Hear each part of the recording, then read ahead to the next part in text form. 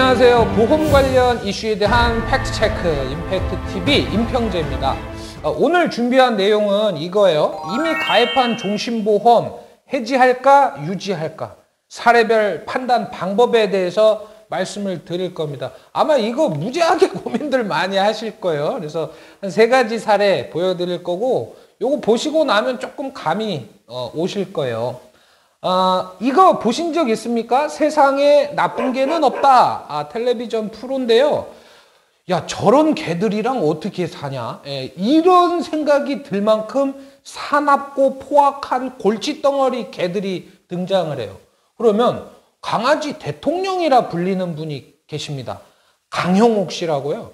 그분이 개하고 이렇게 뭔가 커뮤니케이션, 개 주인하고 상담도 하고 며칠 지나잖아요. 싹 다 바뀌어져 있습니다. 강아지가 순한 양이 돼버려져 있어요. 아마도 이제 이 프로그램의 메시지는 개 자체는 나쁜 개는 없다. 개들이 사고를 치는 데는 원인이 있다. 그걸 전하고 싶은 것 같은데 저 역시 마찬가지입니다. 일을 해보니까요. 세상에 나쁜 보험 없어요. 보험은 원래 다 갖고 있으면 언젠가는 도움은 될 겁니다. 근데 보험 때문에 막 머리 아파 하시는 고객님들을 보면 특히 종신보험 때문에 이유가 있어요. 거기에도 대표적인 이유가 뭐냐면은 살아있을 때의 보장 형편없는데 죽었을 때의 보장만 빵빵한 경우입니다. 우선순위가 맞지 않은 가입. 두 번째는 저축 목적으로 가입을 했는데 저축과는 전혀 무관한 어떤 효과를 주는 설계가 되어 있는 경우, 설계가 잘못된 경우도 있고요. 나는 보장, 아프거나 다쳤을 때 보장을 받기를 원한다고 했는데 그게 CI 종신이에요. 다 되는 줄 알았다가 언제 보험금이 나오는지를 정확히 이해하시면 그분들 멘붕에 빠지십니다. 그래서 이 3가지 사례를 제가 보여드리면서 어떻게, 왜 조정을 했는지 말씀을 드릴 거예요. 자, 첫 번째 사례 같이 볼게요. 우선순위에 맞지 않은 종신보험 가입인데요. 이분은 40대 후반이고요. 5인 가족의 가장이세요. 한 달에 이제 가족들 앞으로 내는 보험료는 105만 원이고요. 이 중에 3건이 가장 앞으로 들어갑니다. 근데 그 돈이 얼마냐? 70만 원이에요. 69만 7천 원. 이거 낼 돈 다 더해보면 1억 6천만 원입니다. 원금만. 자, 증권을 제가 2개를 보여드릴 겁니다. 종신보험이 2건이거든요. 하나는 실손하고 운전자니까 배제하고, 자, 요 계약 같은 경우에는 18년 전, 그러니까 2002년도 30살 때 가입을 했는데 종신입니다. 17만 7천 원 정도를 내고 있어요.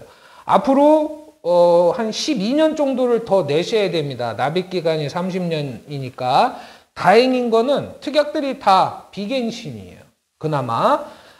이 중에서 이제 한 가지 특약이 뭐냐면은 진단자금 주는 특약이에요. 암, 뇌졸중, 심근경색증. 진단자금이 암일 때 1,000만 원, 이대질병일 때 2천만 원 나오는데 70세 만기로 되어 있습니다. 그리고 얘는 각각 보장을 해주는 게 아니고 최초 도래하는 질병 한 번만 주고 끝나버립니다. 그마저도 70세 이후에 질병이 찾아오면 한 푼도 못 받는 겁니다. 보험료 중에서 주계약, 사망보장 1억, 재사망 2억 보장받는데 12만 3천 원이 들어가고 있습니다. 대부분 3분의 2가 사망보장으로 들어가고 있어요. 그 다음에 두 번째 계약은 더 심각한데 보험료가 얼마냐면 47만 1천 원 내고 계시거든요.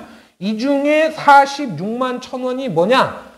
돌아가셨을 때 나오는 사망보험금 2억 받는데 들어가는 겁니다. 나머지 10,000원 가지고 암하고 수술특약 갱신형으로 보장을 받고 계시는 거예요. 제가 이 고객님한테 물어봤어요. 사장님, 살아있을 때의 보장이 있고요. 돌아가셨을 때 받는 보장이 있는데 둘 중에 뭐가 중요할까요? 이랬더니 뭘 그런 걸 물어보냐. 당연한 걸. 이게 중요하죠. 이러더라고요. 그래서 제가 이 숫자를 보여드렸습니다. 사장님 내시는 보험료가 67만 8천 원이에요. 2만 원 적립금 빼고 보여드린 겁니다. 이 중에 돌아가셨을 때 보장, 사망보장으로 들어가는 돈이 58만 원이에요. 이거 보세요. 증권 제가 보여드렸으니까. 살아있을 때 보장은 93,000원밖에 안 돼요. 띵, 처음 띵 하신 거예요.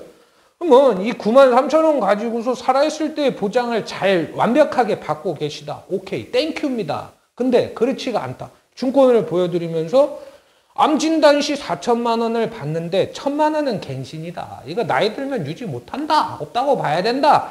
그 다음에 1,000만 원은 70세가 만기다. 70세 이후에 받으면 이거 못 받는다. 그마저도 만약 뇌졸중이나 심근경색이 먼저 온 상태라면 이 돈도 못 받는다. 그러니까 사장님 한 달에 70만 원씩 사장님 앞으로 들어가는데 암진단비는 2천만 원밖에 안 돼요. 뇌졸중 심근경색도 2천만 원밖에 안 돼요. 그마저도 70세 이후에는 한 푼도 없어요. 네, 이런 내용들을 그냥 담담하게 팩트니까 말씀을 드렸어요. 상당히 좀 고민을 하셨고 결론은 뭐냐, 살아있을 때의 보장이 약하지 않냐, 사망보장에 집중이 돼 있다, 종신보험 조정하자, 그리고 살아있을 때의 보장을 좀 키우자, 네, 동의를 하셨고요. 그러면 종신이 두 가지가 있는데 2002년도에 가입한 종신이 있고 2015년도에 가입한 종신이 있습니다. 어떤 보험을 가져가야 될까? 네, 저는 이거 고민하는 거 참 쉬웠어요. 왜? 이걸 갖고 가셔야 돼요. 왜냐하면 30살, 지금 48살인데 어릴 때 가입하셨기 때문에 보험료 자체가 싸요. 첫 번째. 두 번째는 이때 당시에 이자율이 막 6% 막 이럴 때입니다. 이자율이 높다라는 얘기는 보험료가 그만큼 저렴하다는 얘기예요. 보험에서는. 그 다음에 가입한 지 18년 정도가 경과가 됐기 때문에 사업비에 대한 부분도 상당 부분 많이 이제 차감이 된 상태다. 사업비 부담도 많이 떨어져 있는 상태다. 그래서 요거를 갖고 가기로 했다. 우선순위에 맞지 않은 경우에는 사망보장보다 더 중요한 생존보장 쪽이 약한 경우에는 둘 중에 하나입니다. 추가로 가입을 하든가, 추가로 가입할 여력이 안 되면 기존의 우선순위가 낮은 혹은 많은 이제 과대 이렇게 중복되는 보장들은 좀 조정을 하셔갖고 납입 재원을 만드시는 방법밖에 없죠. 자, 두 번째, 가입 목적에 맞지 않는 설계인데요. 이분 같은 경우에는 이제 제 유튜브 방송을 보시고 이메일을 보내주셨습니다. 구구절절히 보내주셨어요. 그래서 꼼꼼히 지금 살펴봤는데 아직 통화를 하거나 만나지는 못하고 그냥 이렇게 메일로 커뮤니케이션을 잠깐 했는데 30대 중반의 부부고요. 자녀는 2명, 그 다음에 어머님 계약이 있었어요. 총 16건 가입이 돼 있습니다. 근데 보험료는 한 달에 52만 원이에요. 대부분의 가정에서 보험료가 52만 원이다. 이거는 적지 않은 돈이긴 합니다. 근데 보험 건수가 16건인데 52만 원으로 내고 있다. 어떤 생각이 드시나요? 이거는 둘 중에 하나입니다.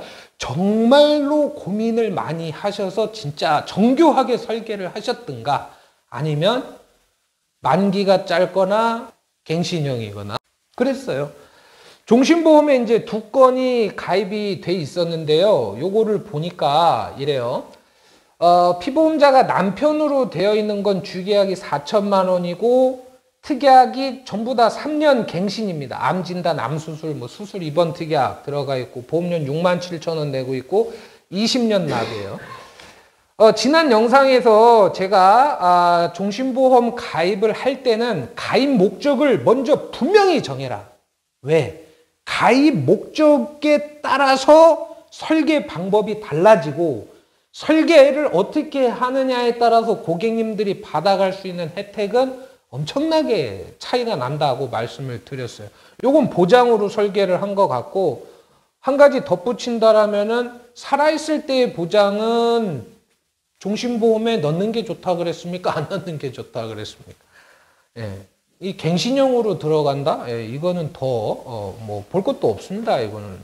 손보 쪽으로 들어가는 게 더 유리했을 것이고, 이 보험은 두 번째 계약인데요. 이건 좀 더 심각합니다. 피보험자가 부인이에요. 주계약 2,400만 원 체증형으로 되어 있고요. 보험료 10만 원입니다. 20년 납이에요. 이거 뭘로 가입했을까요? 이분이 나 죽었을 때 아이들한테 2,400만 원을 물려주기 위해서 한 달에 10만 원을 낼 거라고 생각하십니까?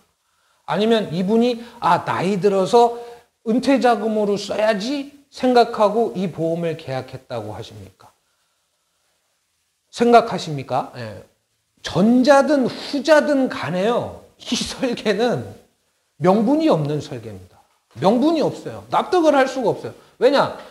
만약에 부인이 사망보장을 목적으로 이 종신보험을 가입을 했다. 그러면 우선은 이분은 주부예요. 예.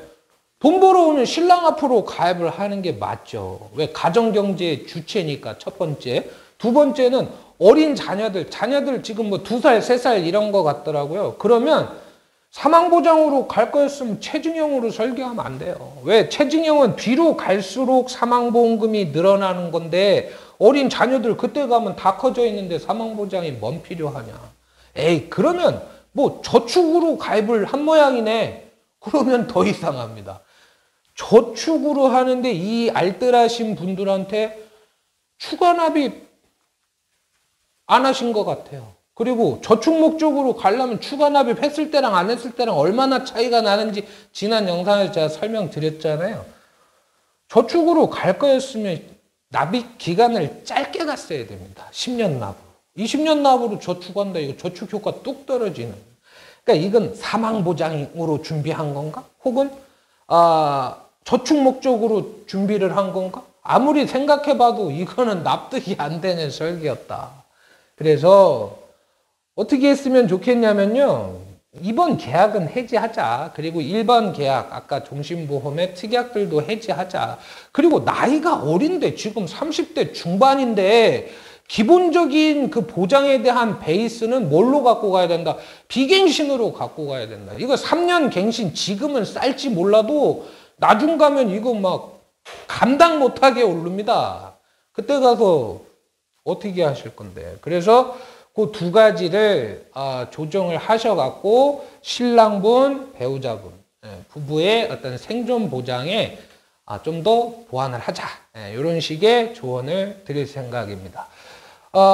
있잖아요. 이 분이 메일에 이제 써주신 내용을 보고 정말 이분 제가 좀 잘 도와드리고 싶다 이런 생각을 했는데 이랬어요. 10년 동안 유지하던 계약을요. 다 갈아엎었습니다. 1년 전에. 2018년 10월쯤에. 근데 그리고 나서 불현도 내 보험이 어떻게 돼 있지? 하고 보니까 본인이 봐도 이상하게 돼 있는 것 같대요. 그러면서 이 보험 때문에 계속 고민하고 하시다가 답답해서 이제 제 영상 보시고 뭐 이렇게 주셨다고 하는데 저는 이분을 만나면 이거부터 만들어 드리고 싶어요. 뭐냐? 올바른 보험 가입 기준에 대한 정립. 이게 없는 상태에서 보험을 또 뭐 저든 아니면 다른 설계사님이든 만나서 보험을 다시 조정을 하잖아요. 한 2년 뒤에 다른 설계사 와갖고 이건 뭐가 잘못됐고 그럼 잘못된 것만 보인단 말이에요. 그러면 이런 일이 계속 반복이 되는 겁니다. 그래서 올바른 보험 가입 기준에 대한 확실한 정립 고객님들이 하시는 거. 이게 올바른 보험 갖고 가는 첫 번째 길입니다. 요 영상 확인해 주시기 바랍니다. 자, 임팩트 TV 임평재였고요. 2편에서 찾아뵙겠습니다. 감사합니다.